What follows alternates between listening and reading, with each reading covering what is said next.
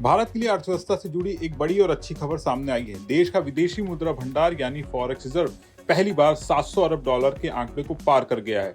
7 अगस्त को खत्म हुए हफ्ते में भारत का विदेशी मुद्रा भंडार करीब 14.1 अरब डॉलर बढ़कर 707 अरब डॉलर पर पहुंच गया। खास बात यह है कि एक हफ्ते में इतनी बड़ी बढ़ोतरी जनवरी के बाद सबसे ज्यादा है। लेकिन सवाल यह है, आखिर भारत के विदेशी मुद्रा भंडार में अचानक इतने डॉलर आए कहां से? सरकार और रिजर्व बैंक ने इसके लिए क्या कदम उठाए और 700 अरब डॉलर का रिजर्व आम आदमी और भारतीय अर्थव्यवस्था के लिए कितना महत्वपूर्ण है? चलिए पूरी कहानी आसान भाषा में समझते हैं। पहले समझिए विदेशी मुद्रा भंडार होता क्या है। जैसे कोई परिवार मुश्किल वक्त के लिए पैसे बचाकर रखता है, वैसे ही देश भी विदेशी मुद्रा खासतौर से डॉलर का भंडार रखता है। भारत के पास ये पैसा विदेशी मुद्रा, सोना, अंतर्राष्ट्रीय मुद्रा कोष यानी IMF में रिजर्व और दूसरी संपत्तियों के रूप में रहता है, जिसका इस्तेमाल जरूरत पड़ने पर किया जा सकता है। मसलन अगर दुनिया में अचानक कोई बड़ा संकट आ जाए, विदेशी निवेश कम हो जाए या रुपए पर बहुत ज्यादा दबाव आ जाए, तो रिजर्व बैंक इसी विदेशी मुद्रा भंडार की मदद से बाजार को संभाल सकता है।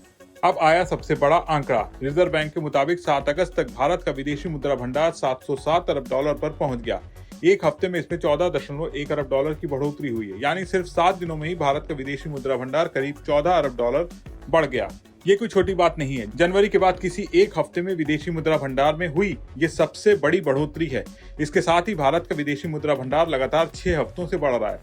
इन 6 हफ्तों में कुल मिलाकर करीब 40 अरब डॉलर का इजाफा हुआ है।